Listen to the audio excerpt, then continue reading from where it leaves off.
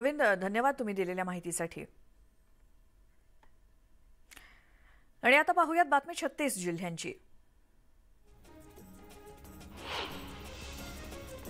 मंत्री छगन भुजबळांनी येवल्यातील सभेत बोलताना शरद पवारांवरती हल्लाबोल केला. येवल्यात येऊन कुणाचा हात धरण्यापेक्षा मुलाबाळांचा हात धरला असता तर ही वेळ आली नसती. अजितदादांचा हात धरायचा होता असा हल्लाबोल भुजबळांनी केला.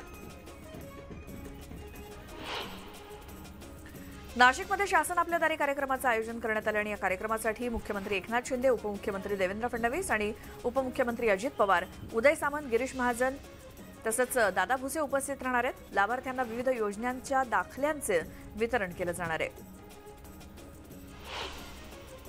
अजित पवार हे नाशकात असणार आहेत तर शक्ती प्रदर्शन करत नाशिक रोडपासून अजित पवार यांची बाईक रॅली नाशिक विश्रामगृहापर्यंत निघणार आहे. मनसे अध्यक्ष राज ठाकरे कोकण दौरा आटपून मुंबईकडे येत असताना सावित्री नदीवरील पुलाची त्यांनी पाहणी केली. सावित्री नदीवरील जेटीतून प्रवास करत दुरुस्तीच्या नावानं बंद पडलेल्या खाडी पुलाची त्यांनी पाहणी केली. अजित पवारांना अर्थ खातं मिळाल्यानं काँग्रेस नेते अशोक चव्हाण यांनी शिंदे गटावरती हल्लाबोल केलाय. अजित पवार अर्थमंत्री असल्यामुळे त्यांनी आम्हाला निधी दिला नाही असं कारण देऊन जे लोक ठाकरेंना सोडून गेले त्यांनी आता परत यायला हरकत नाही अशी मिश्किल टीका अशोक चव्हाणांनी केली. आगामी पावसाळी अधिवेशनाच्या पार्श्वभूमीवर महाविकास आघाडीची 16 जुलैला बैठक होणार असल्याचं जयंत पाटील यांनी सांगितलंय. तसंच चिन्ह आणि पक्ष आमच्याकडेच राहणार असून कोण कोण आमच्यासोबत राहणार याचं उत्तर काळच देईल असं देखील जयंत पाटील म्हणाले. केंद्रीय मंत्री रामदास आठवले यांनी पुन्हा एकदा राज्यात मंत्रिपदाची मागणी केली आहे. त्यांना द्यायचं तेवढं द्या, पण आम्हालाही राज्यात मंत्रिपद द्या, तरच भाजपसोबत न आल्याचे परिणाम शरद पवार आणि ठाकरेंना भोगावे लागतील असं रामदास आठवले म्हणाले.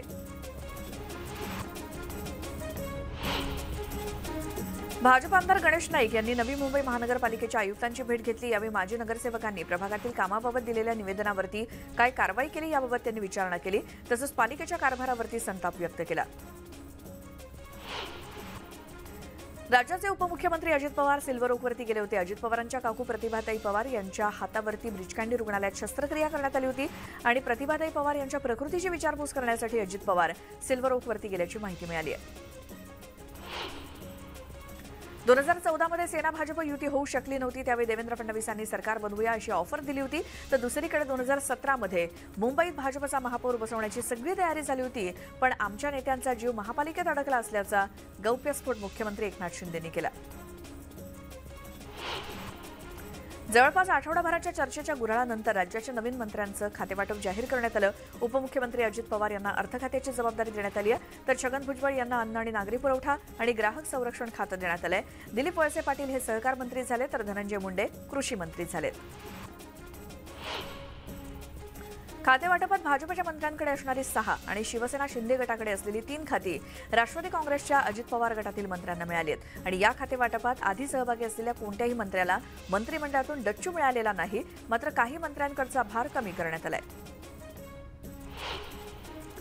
आपलं मंत्रिपद कायम ठेवल्याबद्दल उपमुख्यमंत्री देवेंद्र फडणवीस यांचे आभार मानतो अशी प्रतिक्रिया कामगार मंत्री सुरेश खाडेंनी दिली. आपण कामगार होतो आणि आता आमदारांचा मंत्री झालो, कामगारांचा मंत्री झालो याचा अभिमान असल्याचं ते म्हणाले.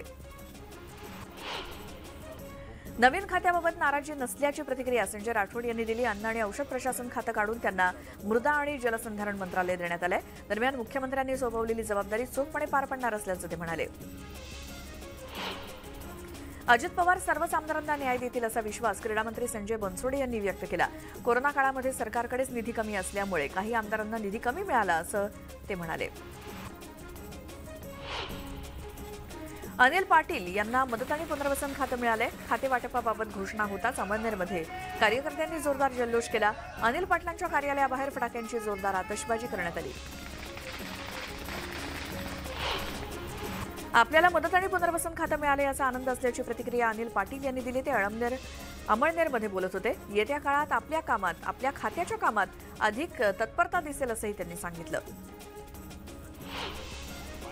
मंत्रिमंडळातील बदल चांगल्या प्रकारे झाला असून 16 दिवसात 16 आमदार जाणार म्हणून त्यांची खाती कमी केल्याची टीका चंद्रकांत खैरेंनी केली.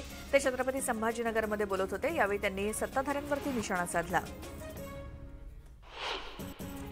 शरद पवार आमचं दैवत असून त्यांचे विचार आणि त्यांचा फोटो कोणी हिसकावून घेऊ शकत नाही असं वक्तव्य आमदार सतीश चव्हाण यांनी केलं। त्यासोबत राष्ट्रवादी काँग्रेस सत्तेत सहभागी झाली तरी भाजपसोबत फरफटत जाणार नसल्याचं ते म्हणाले। अब्दुल सत्तारांकडील कृषी खातं जरी राष्ट्रवादीकडे गेलं तरी त्यांना चांगलं खातं मिळाल्याची प्रतिक्रिया गुलाबराव पाटलांनी दिली। तिसरा व्हिडिओ आल्यामुळे विस्तार होणार होताच असंही ते म्हणाले। वळसे पाटलांकडे सहकार खात्याचा कार्यभार सोपवण्यात आलाय। त्यानंतर आंबेगावात त्यांच्या कार्यकर्त्यांनी फटाक्यांची आतिषबाजी करत जल्लोष केला। अजित पवारांकडे अर्थ खातं दिल्यानंतर काँग्रेसनं शिंदेंच्या नेतृत्वातील शिवसेनेला डिवचलं। शिवसेनेतील फुटीनंतर अजित पवारांवरती निधी वाटपाच्या मुद्द्यावरून टीका केली होती आणि तोच धागा पकडून आता अशोक चव्हाणांनी शिवसेनेला खोचक सवाल केला। जी सासू नको नको म्हटली तीच वाट्याला आल्याची टीका सुषमा अंधारेंनी केली। अजित पवार यांना अर्थमंत्रीपद दिल्यावरून त्यांनी शिवसेनेला डिवचलं। त्या नांदेडमध्ये बोलत होत्या।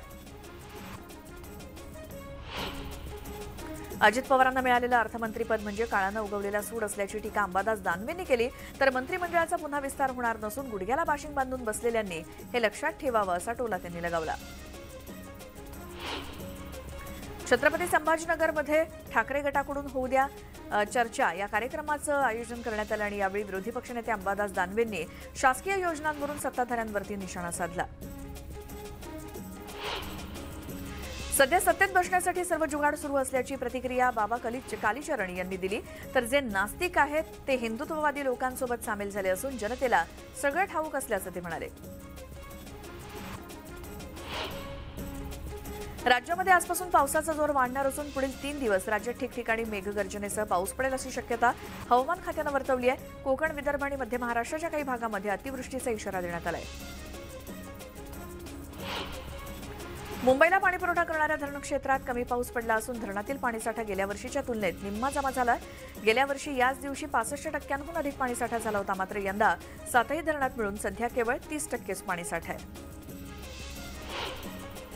राज्यात मान्सून उशिरा दाखल झाल्यानं पेरण्यांना सुद्धा उशीर झालाय। पेरण्या झाल्यानंतरही पुरेसा पाऊस न झाल्यानं मराठवाडा, खान्देश, पुणे, पश्चिम विदर्भासह मध्य महाराष्ट्रात शेतकऱ्यांनी दुबार पेरणीला सुरुवात केली। त्यामुळे बियाण्यांची मागणी वाढण्याची शक्यता आहे। राज्यामध्ये केवळ 59% पेरण्या झाल्या असल्यामुळे शेतकरी दमदार पावसाच्या प्रतीक्षेत आहेत। जळगाव जिल्ह्यामध्ये अद्यापही समाधानकारक पाऊस नसल्यामुळे शेतकरी संकटात सापडलाय। कसगाव परिसरातील नागरिकांची दुबार पेरणी वाया गेली असून आता शेतकरी पुन्हा एकदा पेरणीची तयारी करतोय। बियाणांचं नुकसान झाल्यामुळे शेतकऱ्यांना मोठा आर्थिक फटका बसतोय। गोंदिया जिल्ह्यात पाऊस समाधानकारक न झाल्यानं धान पिकाच्या पेरणीला उशीर होतोय। गेल्या वर्षी साधारणतः धान पिकाची पेरणी ही 41,200 हेक्टर जमिनीवरती करण्यात आली होती। मात्र यावर्षी 14 जुलैपर्यंत 9,777 हेक्टर जमिनीवरतीच धान पिकाची रोवणी करण्यात आली आहे। यावर्षी जिल्ह्यात फक्त 33% पाऊस पडल्यामुळे रोवणीच्या कामाला वेग आलेला नाही। लातूरमधल्या शिरूर अनंतपाळ तालुक्यातील घरणी पाणी प्रश्नावरती बैठक पार पडली। घरणी मध्यम प्रकल्पावरील पाणी लातूर जवळच्या महाराणा प्रताप नगरला जाऊ नये यासाठी विविध आंदोलनं करण्यात आली होती आणि या आंदोलनकर्त्यांसोबत तहसील कार्यालयात जिल्हाधिकाऱ्यांच्या उपस्थितीत बैठक झाली। नवी मुंबई शहर आणि मोरबे धरण परिसरात अद्याप पावसाचं प्रमाण कमीच आहे। आठवड्याभरात मोरबे धरण परिसरात 86.4 मिलीमीटर तर सरासरी फक्त 14.4 मिलीमीटर पावसाचीच नोंद झाली आहे। त्यामुळे गेल्या वर्षीच्या तुलनेत मोरबे धरणातील पाणीसाठा आता कमी आहे। जांभळाचा हंगाम शेवटच्या टप्प्यात असून आवक घटल्यामुळे दरात वाढ झाली आणि जांभूळ सध्या 280 ते 300 रुपये किलोनं विकलं जात आहे। आणखी 15 दिवस जांभूळ बाजारात उपलब्ध असेल असं सांगितलं जात आहे। लसणापाठोपाठ आता दररोजच्या जेवणात वापरल्या जाणाऱ्या जिऱ्याच्या फोडणीला महागाईची झळ बसली आहे। गेल्या आठवड्याच्या सुरुवातीला 450 ते 550 रुपये किलो असलेलं जिरं आता 650 ते 750 रुपये किलोवरती गेलंय। कमी उत्पादनामुळे बाजारात आवक कमी झाल्यानं जिऱ्याच्या दरात 50 ते 60% वाढ झाली आहे। त्यामुळे सर्वसामान्य नागरिकांना याचा फटका बसतोय। आंबेगाव तालुक्यातील पिंपळगावच्या प्रकाश बांगर या शेतकऱ्याला कोथिंबीरीनं लखपती बनवलंय। बांगर यांनी 1.5 एकर शेतात 150 किलो कोथिंबीर पेरली होती आणि सध्या कोथिंबीरीला चांगला भाव मिळतोय। अशात मनसर इथल्या एका कंपनीने ही कोथिंबीर 3 लाखात खरेदी केल्यानं शेतकऱ्याला भरघोस नफा मिळवलाय। टोमॅटोने एकीकडे शेतकरी करोडपती झाला असला तरी दुसरीकडे रोडपती झालाय। मुळशी तालुक्यातील कासारसा इथल्या 30% शेतकरी टोमॅटोचं उत्पादन घेतात आणि त्यापैकी काळूराम पवळे यांच्या शेतातील टोमॅटो आतून काळवंडल्याचं समोर आलंय। त्यामुळे लाखो रुपयांचा टोमॅटो मातीमोल झालाय। नांदेड लातूर राष्ट्रीय महामार्गावरती सांगवी सुनेगाव रस्ता ओलांडण्यासाठी पर्याय उपलब्ध करून द्यावा या मागणीसाठी गावकऱ्यांनी रास्ता रोको केला। प्रचंड मोठ्या वाहतुकीमुळे शाळेचे विद्यार्थी आणि ज्येष्ठ नागरिक यांना रस्ता ओलांडताना अडचणी येतात आणि बऱ्याच वेळा अपघात सुद्धा होतात। त्यामुळे आक्रमक झालेल्या नागरिकांनी पर्यायी मार्गाची मागणी केली आहे। राजूर घाट कथित बलात्कार प्रकरणाला एक वेगळं वळण लागलंय। पीडित महिलेनं आपल्यावरती बलात्कार झालाच नाही, माझी वैद्यकीय तपासणी करू नका असं म्हटलंय।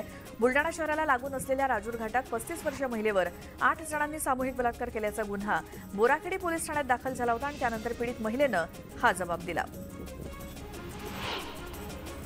जळगाव महानगरपालिकेमध्ये नो हॉकर्स झोन ठराव मंजूर झाल्यानंतर अतिक्रमण विभागाच्या पथकाकडून जळगाव शहरातील रेल्वे स्टेशन परिसरात अंमलबजावणीला सुरुवात झाली आहे। या पार्श्वभूमीवर अतिक्रमण हटवण्यास सुरुवात झाली, तसंच अतिक्रमण धारकांवरती मोठ्या प्रमाणात कारवाईला सुद्धा सुरुवात झाली आहे। मध्य पश्चिम आणि हार्बर मार्गावरील रुळांची दुरुस्ती, सिग्नल यंत्रणा आणि ओव्हरहेड वायरमधील तांत्रिक कामं करण्यासाठी रविवारी ब्लॉक घेतला जाणार आहे। मध्य रेल्वेच्या माटुंगा ते ठाणे अप आणि डाऊन धीम्या मार्गावर, हार्बर मार्गावरील सीएसएमटी ते सोनाभट्टी आणि वांद्रे अप आणि डाऊन मार्गावर, तसंच पश्चिम रेल्वेवर राम मंदिर ते बोरिवली अप आणि डाऊन मार्गावरती मेगा ब्लॉक असेल।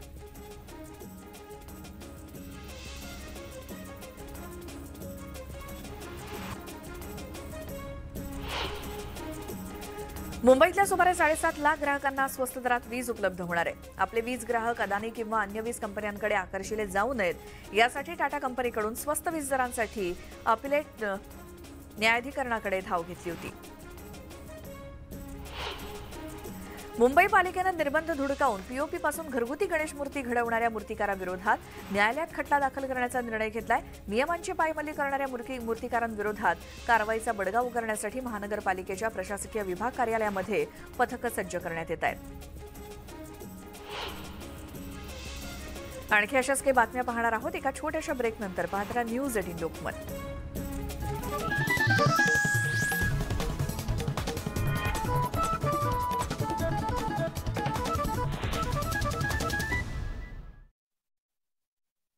त्यामुळे शेतकरी चिंतातूर होते। मात्र आज पावसानं हजेरी लावल्यानं पेरण्यांना जीवदान मिळालेलं आहे। हा पाऊस असाच कायम राहू दे अशी अपेक्षा शेतकऱ्यांनी व्यक्त केली आहे।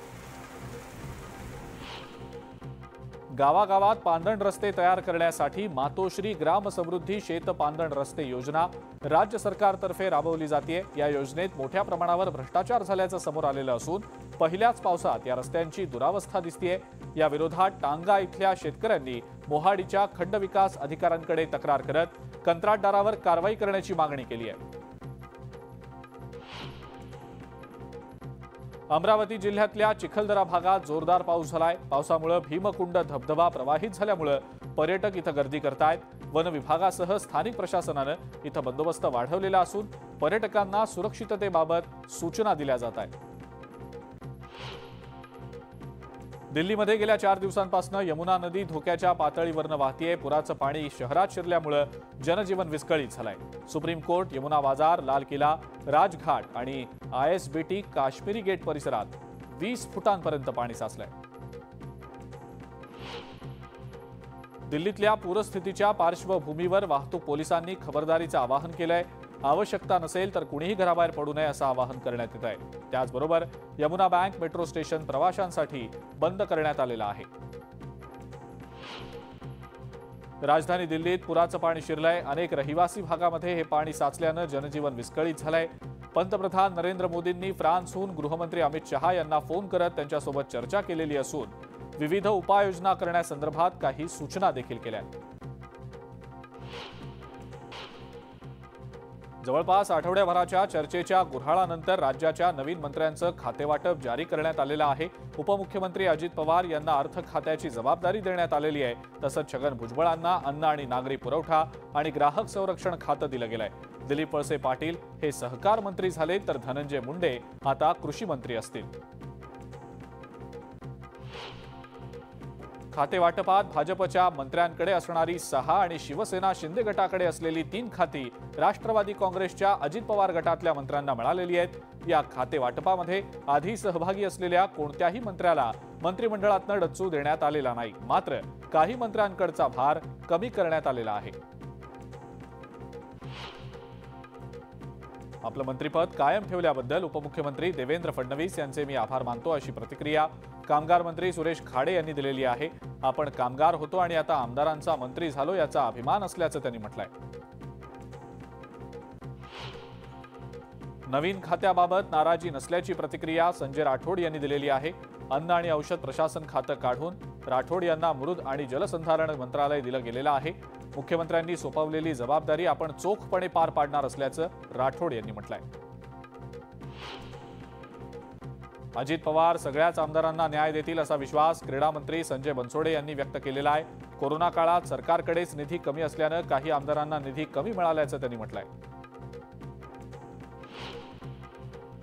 अनिल पाटील यांना मदत आणि पुनर्वसन खातं मिळालेलं आहे. खाते वाटपाबाबत घोषणा होताच अमळनेरमध्ये कार्यकर्त्यांनी जोरदार जल्लोष केला. अनिल पाटील यांच्या कार्यालयाबाहेर फटाक्यांची आतषबाजी देखील करण्यात आली. आपल्याला मदत आणि पुनर्वसन खातं मिळालं याचा आनंद असल्याची प्रतिक्रिया अनिल पाटलांनी दिली आहे. येत्या काळात आपल्या खात्याच्या कामामध्ये अधिक तत्परता आणि पारदर्शकता दिसेल असंही ते म्हणाले. मंत्रिमंडळातले बदल चांगल्या प्रकारे झालेले असून 16 दिवसात 16 आमदार जाणार म्हणून त्यांचं खातं कमी केल्याची टीका चंद्रकांत खैरेंनी केली आहे.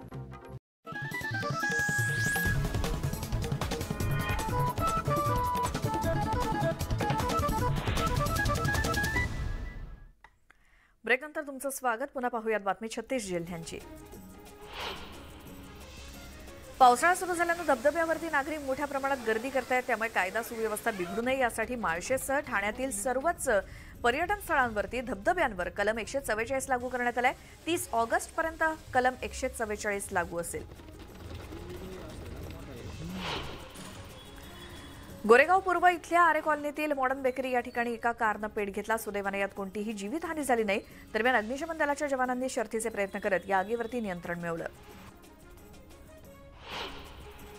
भाईंदरमध्ये पुठ्ठा कंपनीला आग लागल्यानं खळबळ माजली. रात्रीच्या सुमारास ही आग लागली असून अग्निशमन दलाच्या जवानांनी तासाभराच्या प्रयत्नानंतर आगीवरती नियंत्रण मिळवलं आणि या घटनेत कुणीही जखमी झालं नाही. वसईत जुन्या अंबाडी ब्रिजवरती कार आणि दुचाकीचा भीषण अपघात झाला आणि या अपघातात दुचाकीस्वार गंभीर जखमी झालाय. जखमीला जवळच्या रुग्णालयात उपचारासाठी दाखल करण्यात आलं. पोलिसांनी कार चालकाला ताब्यात घेतलं असून अधिक चौकशी सुरू आहे. अंबरनाथ रेल्वे स्टेशनवरती लोकलमध्ये चढताना एका महिलेचा तोल गेला. यावेळी लोकल आणि प्लॅटफॉर्मच्या गॅपमध्ये ही महिला अडकणार इतक्यात तिथे असलेल्या टीसीनं सतर्कता दाखवत या महिलेचे प्राण वाचवले. ही घटना इथल्या सीसीटीव्हीत कैद झाली. मुख्यमंत्र्यांच्या आदेशानंतर कल्याण डोंबिवली महापालिका क्षेत्रातील 27 गावांमधील अनधिकृत बांधकामं आणि वाढीव मालमत्ता कराबाबत 8 जणांच्या 2 समित्या गठीत करण्यात आल्या. महापालिका मुख्यालयात 27 गावांच्या संघर्ष समितीची बैठक झाली आणि या बैठकीत वाढीव मालमत्ता कर कसा कमी करता येईल तसंच अनधिकृत बांधकामांबाबत कोणत्या निकषांवरती निर्णय घेता येईल याबाबत सकारात्मक चर्चा झाली. मुळशीतील उरावडे गावाचा ऋतिक मारणे याला महाराष्ट्र शासनाकडून शिवछत्रपती क्रीडा पुरस्कार जाहीर झालाय. स्पोर्ट्स क्लाइम्बिंग या क्रीडा प्रकारामध्ये तो देशाचं प्रतिनिधित्व करतोय. सध्या तो युरोपमध्ये सरावासाठी असून ऑलिम्पिक पात्रता फेरीसाठी तयारी करतोय. मुंबई पुणे जुन्या महामार्गावरून गांजा वाहतूक करणाऱ्या दोघांना लोणावळा ग्रामीण पोलिसांनी रंगेहात पकडलं. अशोक चव्हाण आणि शंकर साळुंखे अशी आरोपींची नावं आहेत. दरम्यान पोलिसांनी टेम्पोमधून 20 किलो गांजा जप्त केलाय. विधान परिषदेच्या उपसभापती डॉक्टर नीलम गोऱ्हे यांनी चांदवडमध्ये येऊन रेणुका मातेचं दर्शन घेतलं. राज्यात चांगला पाऊस पडू दे, जनतेला सुखी ठेव असं साकडं त्यांनी देवीला घातलं. मध्य रेल्वेवरील लोकल आणि एक्सप्रेसच्या तांत्रिक बिघाडात 27% घट झाली आहे. तांत्रिक बिघाडामुळे प्रवाशांना त्रास सहन करावा लागतो आणि हीच बाब लक्षात घेऊन रेल्वेनं पायाभूत सुविधांमध्ये वाढ करून तांत्रिक बिघाडांचं प्रमाण कमी करण्यावरती भर दिल्याचं पाहायला मिळतंय. राज्यातील सरकारी शाळांमध्ये शिक्षक भरती संदर्भातील कायदेशीर अडचणी दूर झाल्यामुळे लवकरच 50,000 शिक्षकांची भरती केली जाणार आहे. शालेय शिक्षण मंत्री दीपक केसरकर यांनी ही घोषणा केली. पहिल्या टप्प्यात 30,000 आणि दुसऱ्या टप्प्यात 20,000 शिक्षकांची भरती होणार आहे. 11वी प्रवेश फेरी विशेष फेरी 17 जुलैपासून सुरू होणार आहे. तिसऱ्या यादीत कमी टक्के असणारे अनेक विद्यार्थी प्रवेशापासून वंचित राहिलेत. 24 जुलैला विशेष फेरीची गुणवत्ता यादी जाहीर होईल आणि त्यानंतर 24 ते 27 जुलैपर्यंत संध्याकाळी 6 पर्यंत विद्यार्थ्यांना प्रवेश निश्चित करण्यास कालावधी आहे. मुंबईत बँडस्टँड समुद्रकिनाऱ्यावरती महिला वाहून तिचा मृत्यू झाल्याची घटना समोर आल्यानंतर सुरक्षेत वाढ करण्यात येणार आहे. शिवाय बँडस्टँडवरील रेलिंग आणि बॅरिकेड्सची उभारणी अधिक मजबूत करण्यावरती भर दिला जाणार आहे. मुंबई पालिकेच्या भायखळा इथल्या राणीच्या बागेतील पेंग्विन आता हैदराबादच्या प्राणी संग्रहालयाची शोभा वाढवणार आहेत। या ठिकाणी असणाऱ्या 15 पेंग्विनमधील एक जोडी हैदराबादला दिली जाणार असून त्या बदल्यात मुंबईसाठी मगर आणि कासव यासारखे प्राणी मिळणार आहेत।